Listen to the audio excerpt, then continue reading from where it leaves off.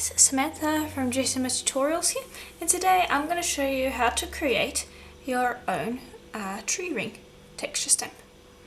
Now this is an example of what the texture stamp will look like, and as you can see here I have 3 different sizes, so you can make it any size you want.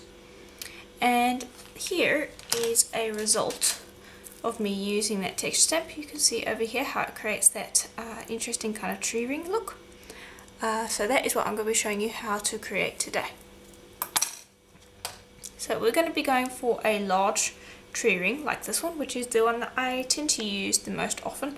I'd say that this is probably about, let's see, it's about roughly about 7 centimeters across. And so what you're going to do first is you're going to need some scrap clay, which I have over here. And then I'm just going to put that on a piece of paper. Keep in mind that greaseproof paper will work in replacement of printing paper.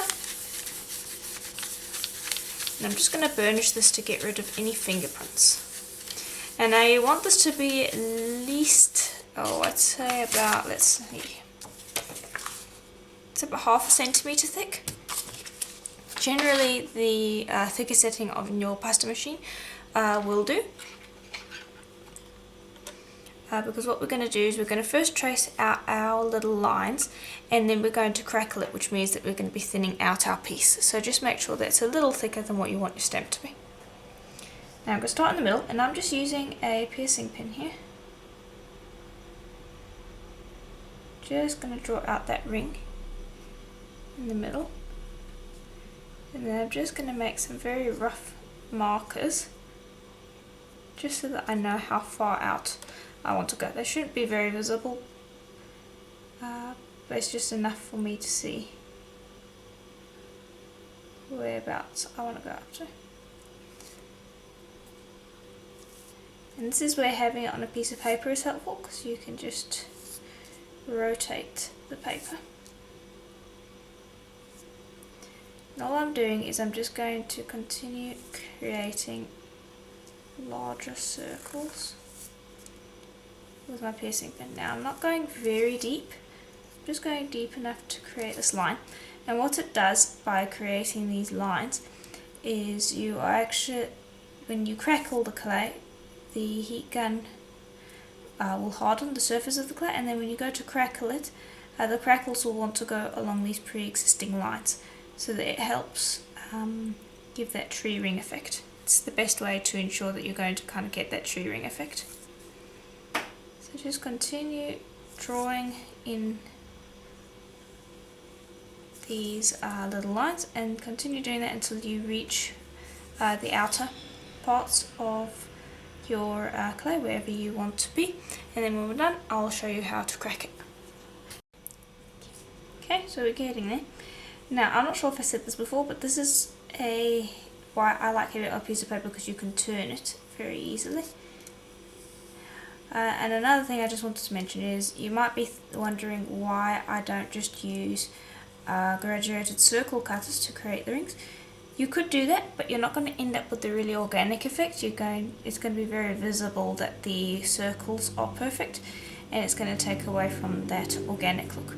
So although you can do that if you want, I would highly recommend drawing in the lines rather than using circle cutters to create them. And you can see I'm not trying to be round with them, I'm just drawing around in a rough circle. Okay, and that should do. Now what I would recommend doing is trimming away a bunch of your excess clay, because you really don't want to have too much excess clay. And the biggest reason for this is just because once you've crackled this, any leftover clay is going to be unusable, because it will be partially baked. So just trim really nice and close to your tree ring pattern the whole way around. Okay, and there we go. Now I'm just going to take a piece of paper, and I'm very lightly going to burnish the surface just to flatten out any sections, because I don't want any raised sections, like for instance these cracked bits around the edge here, they're fine, it's nothing to worry about. You might want to go in and smooth them off if you want, but it's not absolutely necessary. And so now I'm going to bring over a heat gun. And now you will need a heat gun to do this, you're not really going to be able to do it otherwise. Okay, and I'm using an Ozito heat gun, as you can see there, and I will be putting it onto the hottest setting, and I will have it on the lowest wind speed. And now what you're looking for is for this, if you have a look at the surface, let me just tilt it for you so you can see, it should have a shine to it. Let me see if we can catch it there. I had it just a second ago. There. So you see how that has a shine? You want to tilt your head in such a way that you can see that while you're using the heat gun, and then once the heat gun has cured the surface, you should find that it has a matte surface and it should go looking more towards there. That's where it has more of a matte finish. So I'm just going to tilt my head and I'm going to use my heat gun.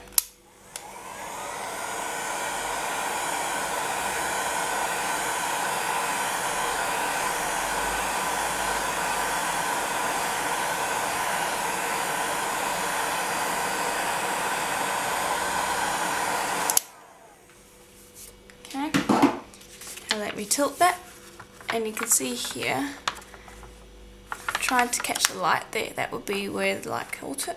You can see there has a matte finish now, there is no gloss to it. That is essentially what you're looking for. You don't want to go any further than that. Now the back is still going to be raw, hopefully you can see there has a light sheen to it. So what you want to do now is you want to go along the surface and you want to crack lines like so.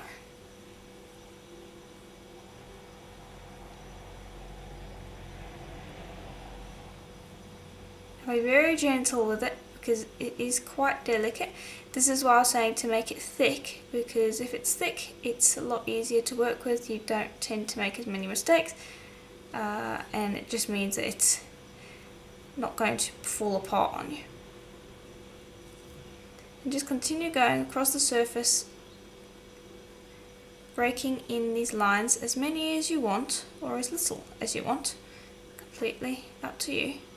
Just make sure that you do enough on each of these rings that we have created. And then when you think you've got enough, we are going to stretch it. So I'm almost done. Just looking for sections where I may have not got as many as I should.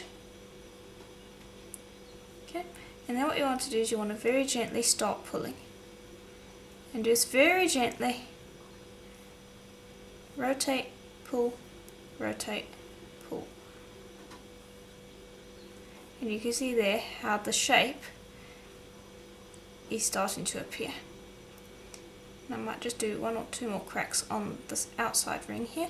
The more cracks you have on the outside ring, it makes it more easier to stretch.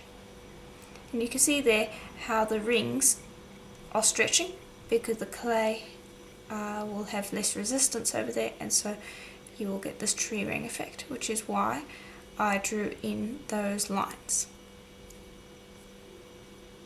Okay, and I'm almost done. I'm just making sure that I've got enough of them wide, enough so that my clay is not going to get stuck inside them. And if you want, you can go back and crack in a few more if you see areas that you think could do with some more. But in general, I am pretty happy with that. So then I'm going to put it onto a piece of paper and just make sure that the outside area also has been stretched just as much as the inside. And now try not to press down when you're doing this. You can press down and smooth outwards, but don't press directly down because the clay inside these cracks generally is still raw. So if you press down pretty hard, you'll find that the clay actually wells up, and that is not something that you want since this is supposed to be a texture. Okay, so I'm just about done. Just going to smooth that off one last time, just so that it's lying flat. You're going to get a different result each time, so you can see here how different the result is over here. I made these rings a little thinner, it looks like, from the looks of it. But yeah, in general you're going to get a slightly different result. You can make rings as large or as small as you want. Generally I go for about 7 to 6 centimeters across, as that is the one that I use the most, as you can see from all the cornstarch in it. So have fun, make as many tree rings as you want. When you are done creating your tree ring, I would advise putting that into the oven for at least an hour at your brand's recommended temperature. This is all Primo scrap, so I'm going to put it in at Primo's recommended temperature for a full hour. An hour and a half is generally what I would recommend for texture stamps, since they're going to be getting a lot of wear and tear, and you want it to be really strong. So generally I bake for at least an hour, preferably an hour and a half if you're okay with going for that long. And so I'm going to bake this, and then when it comes out I'm going to demonstrate how it looks. Okay, so here it is out of the oven, and you can see it's slightly flexible, which is good. It's not very flexible, but that means that it has been baked properly. So now I'm going to grab a little bit of cornstarch, and now you are going to want to dust in just a touch of cornstarch, mainly because we have a lot of very small cracks in here. Then you also want a piece of leftover clay, which I have over here, and I'm also going to dust that with cornstarch, just so that we get a nice non-stick piece of clay along with a nice non-stick piece of texture. Okay. Now I am going to use a toothbrush actually to get this cornstarch into the texture, but I'm also getting rid of any excess, because you don't want it to be clogging up the texture, you just want it to create a non-stick surface. There we go. Then before we start, you want to clean this up, like so. Just wipe that down. Then I'm going to put that down. I'm going to bring over my roller, and you want to generally stand up for this. And I have dusted cornstarch on the back of the texture as well, so that my roller does not stick to it. Okay, and I will roll once to get the initial texture, and then I'm going to go in with my fingers, and this is some nice soft leftover clay that I have here. And I am going to just squish it in to make sure that I get the best imprint that I can. And then I actually like to burnish it with a little bit of paper. Smooth off the fingerprints on the back, and to also just burnish it into that texture, so we get a nice even print. Flip it back around, and because of the cornstarch it should lift up relatively easy. You might find that it sticks a little bit.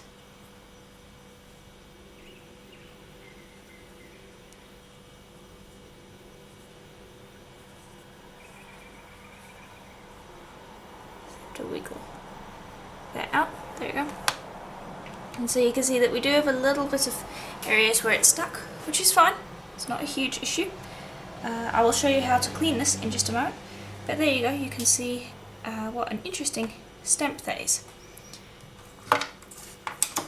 And so now you can bake this, and you would end up having a reverse of your stamp, which is something that I generally like to do, so that I can create both textures. So just trim away those edges, and then as soon as I've done that, I will show you how to clean up your texture if you ended up getting clay in it, because it's very easy to clean up. Okay, there we go. Put that to the side. And then what you want to do with this is you want to grab some isopropyl alcohol. The stronger the concentration, the better. I'm using 99%. Give that a nice heavy spray. Bring over a wet wipe or a rag, and give it a rub. And essentially what the isopropyl alcohol does is it actually melts, or dissolves actually is the correct word. It dissolves the clay. And so anything that is on the surface, you can relatively easily wipe away. The parts in the cracks, if they did get stuck, you are going to need a needle tool to get rid of. So you can just grab this needle tool and get that out pretty easily, like so. And it's just these really fine cracks where it causes the issue. There we go. And there we go, that is essentially how you can clean your texture stamp. Pretty easy to do. And you'll probably need to do it if you have these really fine lines. So yeah, that basically is it. I'll end up baking this to create myself a reverse stamp, and yeah, then I will have 2 tree bark stamps. And so I will bring over the example piece that I have over here where I used this tree bark pattern. You can see that it creates a really nice organic pattern. I actually coloured it with some alcohol ink pens and then sanded off the top once it was baked to create this effect, if you were wondering. And so yeah, this is a really nice interesting texture to go with. And remember, you can make it in just about any size you want, so experiment, play around and have fun. And as always, I'll see you in the next tutorial. Bye for now.